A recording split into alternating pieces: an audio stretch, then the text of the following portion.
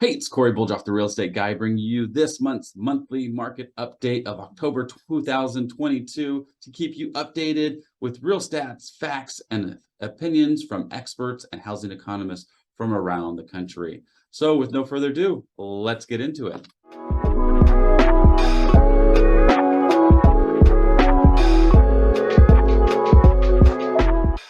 So, what we're going to cover today is, will mortgage rates keep rising? What is going to happen to home prices? What's the forecast for 2023, 2024, and 2025? And is now a good time to buy or sell or invest into real estate? And lastly, what's going to go on with the inventory? So according to Mark Fleming, the chief economist of First American, when the economic uncertainty dust settles, those buyers and sellers who are on the sideline will jump back into the housing game. Demographic trends support elevated purchase demand in the years to come. So it's a question of when, not if, for the housing market. So, and a lot of people have been asking me, is it now a good time to buy or sell? Should I wait? I know there's a lot of people on the sidelines. Some people buyers cannot afford, and their purchasing power has dwindled so much that it doesn't make sense for them. Same with sellers. It doesn't make sense for a lot of sellers to sell their home right now with interest rates so high that they're going to be doubling and tripling their payments. But what I can tell you is by waiting, there is going to be an influx of all the people are waiting, that when interest rates do come back down, there's going to be a flood into the market and might cause another bidding war frenzy.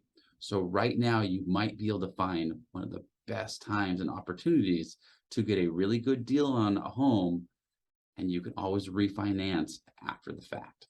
We are obviously in times of uncertainty, and it's because the media and social media, they're nonstop hitting us up with the market is crashing, Wall Street takes a plunge, uncertain times, we're in another housing bubble, and people are following, the uncertainty and kind of just stepping back. So we've had one of the lowest demands of buyers in the housing market that we've had in over 3 decades. Will mortgage rates keep rising? Well, I can tell you a lot of the economists and experts are saying that rates are going to rise. This is the fastest and biggest rise we've had since 1980. And the last time that they did rise like this, within a 6 to 12 month period, the rates actually came back down almost just as quickly. So what we saw is from the beginning of the year, we are hovering right around 3.25%. And in just 10 months, we came up to 7.04%, which again is the largest rise that we've seen in decades. So when we look at prices or interest rates, we've seen them rise since 2021, which was, we were at the lowest interest rates that we've ever had in the history of our country. It fell down to 2.68 for a 30-year mortgage. We've seen them climb up, and now they're hovering at the same interest rate that we had in 2002. So the U.S. housing market stares down an even bigger economic shock. Mortgage rates near over 7%. Mortgage rates reached the highest level since 2008 and actually since 2002. And the 30-year fixed rate mortgage jumps over 7%. What's really happening right now is that the current homeowners, they're sitting in a really good situation. A lot of homeowners have a 2.68 up to a 5% interest rate, and that consists of almost over 88% of them. But what it's really affecting is tomorrow's home buyers. They are being priced out of the market. Their purchasing power has dwindled, and a lot of them can't even get approved for a loan anymore. Even if you've been looking just since June, your buying power has immensely diminished. And so that is going to affect our real estate market for those sellers that actually have to sell. Mortgage rates rise for the 6th consecutive week.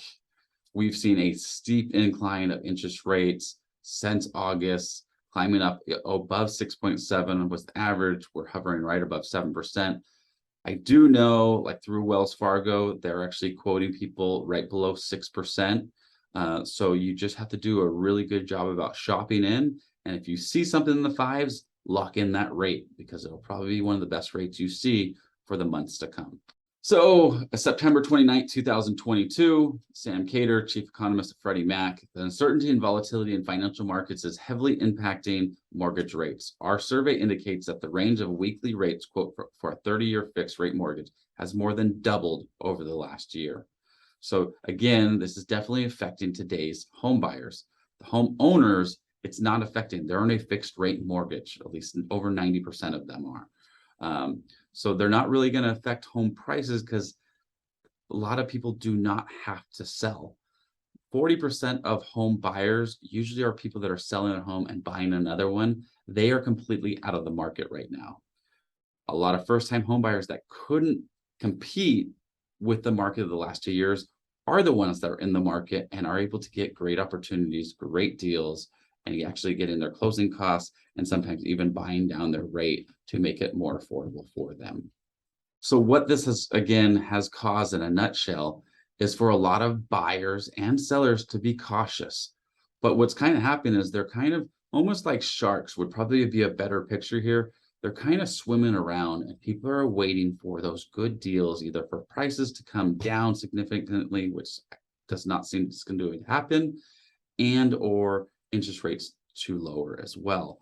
So when that does happen, I kind of foresee there being a bidding war and a shark frenzy.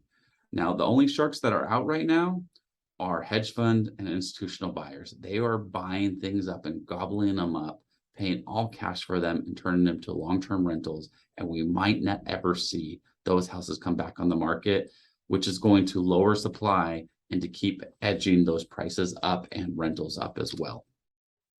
So according to Oded Akushi, the deputy chief economist of First American, the aim of the Fed tightening is to curtail demand in an effort to tame inflation. And when it comes to the housing market, the Fed's actions are working.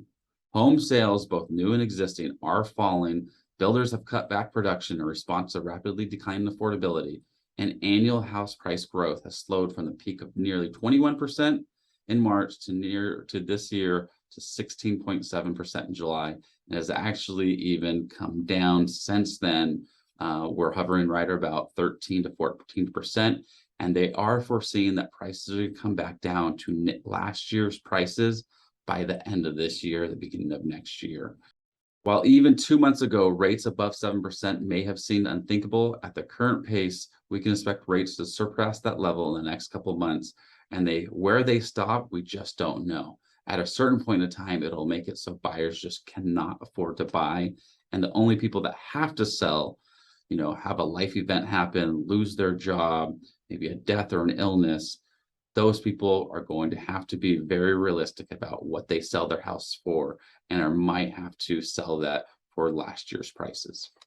There is no doubt that the increasing mortgage rate will make home buying even more challenging. Buyers may still find great opportunities as these changes coincide with the time of the year when buyers have historically found the best market conditions to obtain more bargaining power. So you're going to see things all over the news saying that, the demand has crashed, home sales are down at an all-time low. Well, realistically, during the holidays, October, December is generally the lowest buyer demand that we have historically year over year, year after year. So it's just going to coincide with interest rates rising is lowering demand even further, and we're going to be at one of the lowest buyer demands probably in decades. Which makes it, if you are buying, you're not going to have a lot of competition. And if you can look out and seek out those sellers that have to sell or really need to sell, you are going to find a very motivated seller that's going to have to be very realistic with their price, pay for concessions, pay for closing costs, pay for buying down your rate, and different things of that nature. According to Mark Fleming, chief economist of First American, while mortgage rates are expected to continue to drift higher over the coming months, much of the rapid increase in rates is likely to be behind us. Nationally, month over month, house prices may decline. Annual house price declines are not expected, given the ongoing supply and demand imbalance and continued strength in the labor market. As we can see, inventory definitely has risen over this year from year over year. We're up about 200%, but we're not yet to a normal market year, which is like 2019. We still don't have as much inventory as we did in 2019, but we have a lot less buyer demand. So it is going to affect home prices and the market as general. Let's talk into what's ahead for home prices. We've kind of hit it on it already, but what we are going to see is home prices are going to keep coming down to probably close to last year's prices due to interest rates rising. When we see the rates start to plateau and start going back down is when we're going to start seeing housing prices level off and might see an appreciation growth happen again. Dave Ramsey, personal finance personality, the root issue of what drives house prices almost always is supply and demand. So right now, when we look at supply and demand, the ratio is changing quickly from year over year. So showings are down 12.2% from this time last year, but active listings are up 26.9%. So this again is showing that, the inventory has risen, demand has decreased. So that's why prices haven't come down and crashed from last year's prices. Now, prices have come down definitely from a house sold in June is definitely selling less today. But a house sold last October is not selling for less than this October. So what are experts saying right now? Ivy Zelman projects that U.S. house prices will fall by 4% in 2023 and then another 5% decline in 2024. So obviously this is what the media is, picking up. There's what's spewing out there. And realistically, in my opinion, the only people that want you to believe that the housing market is crashing are the hedge funds, the big, Wall Street investors that are taking their money out of Wall Street and starting to invest into single family residences, multi-units, and they're going to make everyone turn into renters, which is obviously what they want. According to George, senior economist at Realtor.com, not surprisingly, deals are not getting done, with sales of new and existing homes declining over the half of a year. Given that demand is cooling due to high borrowing costs, incomes falling behind inflation, and the still limited supply of the pipeline, it is becoming increasingly clear that prices have to decline to restore market liquidity and balance. According to Mark Fleming, while the market's considered overhauled may need to adjust to the not-so-new reality of high mortgage rates, housing market fundamentally still support a moderate annualized house price appreciation rather than a sharp decline. According to John Paulson, the billionaire hedge fund manager who called the 2008 crash, we're not at risk of a collapse today in the financial system like we were before. It's true, housing may be a little frothy, so housing prices may come down or they may plateau, but not to the extent that it happened in 2008. So with rates on the rise, prices starting to come down, what is the 2023 home price forecast? Well, as always, I like to give a plethora of experts and big institutions in the housing industry. So Fannie Mae, Freddie Mac see about a 4% increase appreciation year over year in next year's prices. Mortgage Banking Association is 2.8%. The Zelman is the only one that's seen a decline in prices of 4%. So when we average those out, we're just around 2%. The 40-year average of appreciation is anywhere from 3 to 5%. So we are going to feel it, and it's going to feel like the prices are coming down. But as long as rates don't skyrocket up to 18%, something crazy like that, or there's not a huge housing or not a huge economy recession, maybe even a depression where lots of people are losing their jobs, prices should start stabilizing out. And then it'll just be a matter of time of when the rates come back down, we'll start seeing that appreciation growth. When we look at appreciation, depreciation forecast, this is the number of markets in the country. So this was taken by Zillow. So they actually see a 1 to 3% appreciation growth in over about 258 markets. And in about 257 markets, they see a depreciation from 1 to 3%. So they're looking at the whole nation as a whole. So there are a lot of markets that saw a 30 and 40% appreciation growth over the last 2 years. So coming back down 1 to 3%, really isn't going to hurt a lot of homeowners, but we're not going to see that crazy appreciation growth that we saw, and largely because the dynamic of the house, of what the housing needs changed, But more importantly, we saw interest rates at 2.68%, the lowest that our country's ever seen. So this is based on the home price expectation survey. They basically survey hundreds of experts in the housing industry and kind of saw what they're expecting. So here we see more people expecting appreciation growth than depreciation, and only very few of them seeing an actual correction, which is 10% or higher. So there's just another way of looking at it. Forecast through 2024 through 2026, we're seeing an appreciation growth almost in every single aspect. Some markets might see a stale or even a decline in those markets. So one thing that we really want to look at is why equity is the shining star of the housing market. U.S. households own 41 trillion in owner-occupied real estate, just over 12 trillion in debt, and the remaining $29 trillion in equity. The national loan to value in Q2 of 2022 was 29.5%, the lowest since 1983. Homeowners had an average of $320,000 in inflation-adjusted equity in their homes in 2022, an all-time high. So that's one of the reasons why there's not going to be this foreclosure crash. Distressed homeowners is because so many people have so much equity in their home that it's going to allow them to do a cash out refi, a home equity line of credit, and it's going to allow them to last during this shift in the market and not be so amped to have to sell or distressed to sell their houses under market value or taking a huge loss on their homes. For many households, home equity is the only source of wealth creation. As a result, recent records gains in equity, record declines in loan-to-value ratios will provide many homeowners with a financial buffer in the case of an economic conditions worsen. In addition, record equity continues to provide fuel for the housing demand, particularly in households if they're relocating to more affordable areas. So when we look at homeowner equity gains year over year, we're seeing places like California have $117,000 in equity growth. Places like Montana seeing $66,000 in equity growth. Texas, $54,000.